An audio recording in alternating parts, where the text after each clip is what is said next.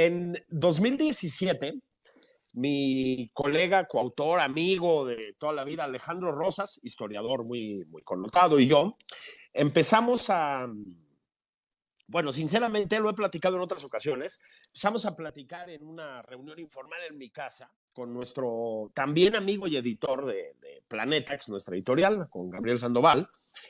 Empezamos a hablar de historia de México, ¿no? De una manera como muy informal, como siempre lo hemos hecho. Siempre nos han gustado como las anécdotas un poco delirantes, surrealistas, estrambóticas, ¿no? de la historia de México. Pero en aquel momento todavía no nos caía la bendición del presidente López Obrador y de Hugo López Gatell con sus 750,000 muertos, y de Alcocer, que si tienes suerte te pone vaporrub en el pechito, y de Noroña sin cubrebocas. No habían pasado todas esas cosas maravillosas, ya decía yo, era 2017, estábamos cerca. Y el libro se trataba de la historia de México en general. O sea, es un libro que que empieza, digamos, que cronológicamente arranca pues, con los aztecas y que termina más o menos, o sea, agarramos un pedacito de Peña Nieto, digamos. Y en medio, pues, hablamos de lo que se te ocurra, de espectáculos, de deportes, de presidentes municipales, de gobernadores, de presidentes, mucho de política, ¿no? Mucho de la política mexicana. Pues mucho del perismo que dominó el siglo XX mexicano, ¿no? Básicamente. Bueno, la verdad el libro le fue muy bien y le siguieron un volumen 2 de México Bizarro 2, un poco en la misma lógica. Y luego, par de años después, ahora sí que por necesidades del guión, y es una tragedia, hicimos un libro que se llamó Pandemia Bizarra. Le dimos muchas vueltas, ¿no? Al asunto. O sea, te puedes reír porque si lo conocen ustedes, pues es un libro, es una serie de libros, pues que tiene mucho que ver con el humor, digamos. No le entramos con solemnidad a las cosas, ¿no? Y decidimos que sí. Y al libro, la verdad, le fue muy bien. Algo encontró la gente. A ver, no nos reímos de las personas muertas por culpa del doctor Muerte. No nos reímos de que la gente no tenga un tanque de oxígeno, ¿no? Por Dios, o de que no nos vacunaran, pero pues había un componente, digamos, surrealista, kafkiano también de la pandemia, no solo en México, sino en el mundo, y escribimos sobre eso. Bueno, pues después de eso, lo único que nos quedaba era aprovechar el sexenio de lo bizarro, si me permiten que lo diga. Yo creo que este sexenio que va entrando a su recta final, espero, no es que pasen cosas bizarras, eso ha pasado siempre en México y en el mundo completo, ¿no? Vean ustedes a Donald Trump en Estados Unidos, piensen en Berlusconi, piensen en Putin, ¿no? En Fidel Castro. No. Es un sexenio definido por lo bizarro. Todos los días lo que vemos, lo que escuchamos, lo que nos anuncia el presidente, es bizarro. El bizarro se hizo, pues, la forma de gobernar. Entonces, nos pareció que tenía que, no sé si quedar rematada esta franquicia, pero digamos encontrar un volumen 4 por lo menos, con un libro que se llamara Morenadas. Me imagino que compartes esta opinión o tú dabas por descontado el nivel de la movilización que ha existido en los últimos dos eventos que han ocurrido donde hemos salido a las calles. No solo en los últimos dos eventos, en las elecciones intermedias. Es decir, totalmente de acuerdo.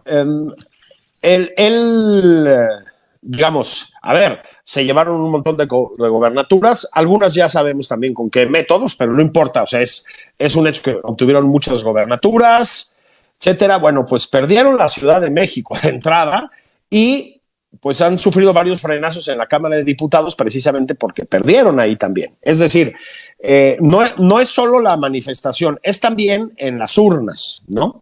Fíjate que a mí no me sorprende tanto. Hay una especie de muletilla de la izquierda. Ya no sé si existe ya la izquierda propiamente, pero yo creo que sí, ¿no? Hay una muletilla que es esa de las calles son del obradorismo, las calles son históricamente de la izquierda. Bueno, eso es una gran mentira. Es decir, sí, o sea, el 68, pues sí, obviamente que fue básicamente una movilización, digamos, desde la izquierda, ¿no? Y luego a lo largo de los 70s. Por supuesto que el cardenismo y por supuesto que el propio obradorismo, porque el obradorismo tiene mucha capacidad de movilización auténtica y la ha tenido, pues también pues es eso, digamos, es la izquierda tomando las calles. Pero se les olvida que en este país, entre otras cosas, el panismo, ¿sí? Yo creo que nadie va a acusar al PAN de ser un partido de izquierdas, ¿verdad? Ni tiene por qué serlo, o sea, no es una crítica. El panismo ocupó las calles de una manera muy eficaz. El panismo ha protestado con muchísima fuerza. Y yo creo que se nos despistan en el chairismo, empezando por el presidente, con esta realidad. Yo creo también, esto es una cosa que he discutido mucho con gente que está más o menos de acuerdo, yo también creo que uno de los problemas que ha tenido el presidente en elecciones pasadas, obviamente no en la de 2018, ha sido la de entender cómo está constituida la sociedad mexicana. Es decir, somos un país que tiene un volumen de pobres absolutamente inaceptable, sobra decirlo, pero también somos un país que tiene un volumen de personas de clase media o que se asumen de clase media o lo que ustedes quieran, gigantesco. Y el presidente no termina de entender esto. Y con el presidente, pues mucha de la gente que lo apoya, ¿sí? Mucha de la gente que lo apoya.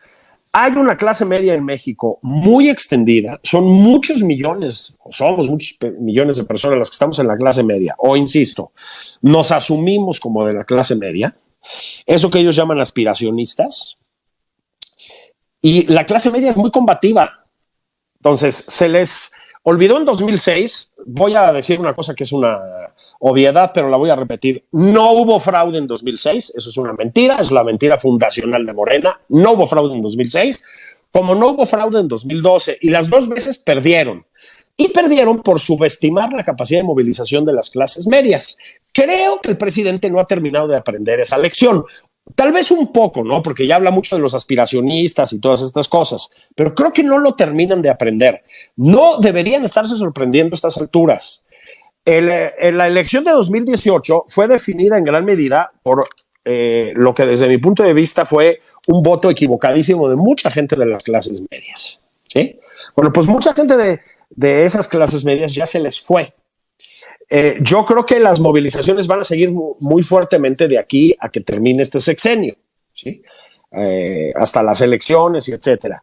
Y como el presidente y los suyos, que probablemente lo hagan, intenten invalidar el resultado, en fin, pues ponerse, ahora ellos sí, en plan de golpistas blandos, van a encontrarse con una movilización muy fuerte. Precisamente, una de las cosas graves de tratar de desarticular al INE no es solo que no haya, ¿no? O que no habría una elección confiable, viable y etcétera, sino que no habría una manera de canalizar formas del descontento que chocan o que pueden chocar entre sí de manera muy violenta.